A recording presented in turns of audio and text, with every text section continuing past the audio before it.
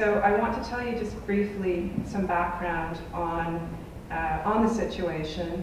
Right now, there are between 1.5 and 2 million Iraqis living in Syria. Most of them have arrived there in the last 2 years as the civil society really fell apart in the last couple of years.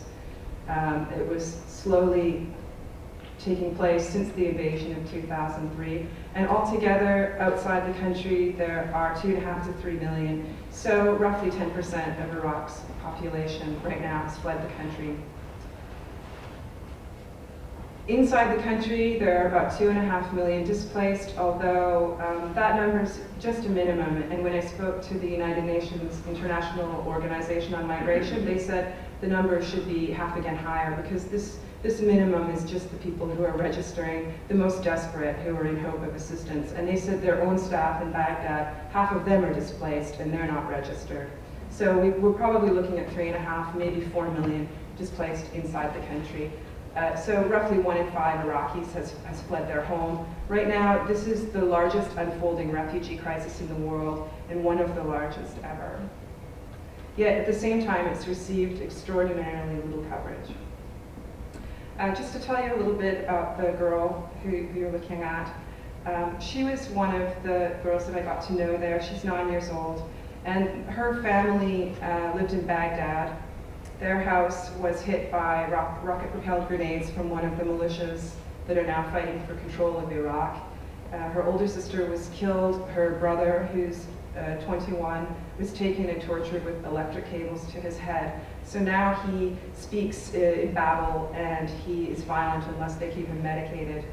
And her mother had a kind of stroke and has been paralyzed for the last 2 years, lying on a mat in their apartment because of the shock of what happened. So this is actually not a really unusual story. I was really surprised by the number of people who have endured extreme trauma. I arranged to go to the border crossing. It's about 4 hours outside Damascus, the border between Syria and Iraq. And this is in August, when 60,000 people a month were coming into Syria from Iraq. Now, this is very much a middle-class exodus. These are the people who know how to go about getting passports, can have the resources to get out. 50% of the refugees have some kind of post-secondary education.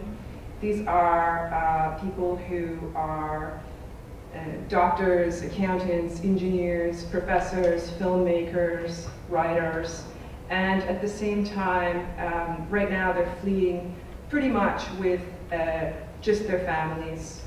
A couple of years ago, they were able to sell their homes, sell their belongings, but now most of them are leaving on a very short notice and just bringing their kids and any cash that they can carry. Most of them also told me that they don't believe that they can ever go back to Iraq. Their houses have been occupied by other families from different sects, or their houses have been destroyed, and too many dark things have happened for them to go back. This was my first roommate, Mohammed, when I first arrived in Damascus. He's 24. He used to be a male model in Baghdad. Again, he's from the middle class, and he left when a letter arrived at his family home telling him that if he didn't leave, he would be killed. He's also gay, and that is why he was specifically targeted, but these letters are common. Most people I talk to receive some kind of letter like this. He told me that, he said, you're not going to find an Iraqi family who hasn't had a friend or family member killed or maimed, and I didn't, actually. This is a good friend of mine I got to know while I was there, and I spent a lot of time at her place in the suburbs of Damascus. She used to be a city councilor in Baghdad, and she was the first girl in her tribe to ever get a university education. And for her, knowledge is the most powerful thing. And it really bothered her to watch the children who come from a country that was once the most educated in the Middle East, with almost no illiteracy, go back to a state where 90% of the refugee kids are not in school because they've missed too many years, or Syrian schools have 60 to 70 students now with this huge population surge, or their records were destroyed, and a lot of them now have to work because it's better if the children work, because foreigners working in Syria is illegal, just as it would be in Canada for foreigners to come over and work. So, but with kids, they let them get away with it. Now, her home was kind of a hub of activity, because she'd been in city council in Baghdad, and she was doing similar things there, trying to solve people's problems. There were constantly widows coming through the home, people with disabled children. I was really shocked by the cancer rates, and I talked to 4 different medical professionals, and all of them said that the level of cancers, they've never seen anything like it, and especially among children. So she was often trying to help them people get money for medicines, operations, that kind of thing. And she had various people who would live at her place. She has 2 children and is married, but some people were living on her balcony. But she also decided to start a school for teenage girls, teaching English, because a lot of the girls aren't in school, and so they have to stay home. That's their choice. And so she wanted to give them a social outlet, and also to make sure that they continue their education even if they're not in high school. So this was the opening day of the school, and now there's mothers here as well attending with their daughters. And now she has 75 students, boys and girls, and she's running classes in her home and also in a neighboring apartment. So there are these kinds of stories of people that are giving hope. Lastly, I want to talk about my methodology. In other words, how I do this kind of work, and how what's worked for me. And essentially, I'm coming from a perspective of an independent journalist.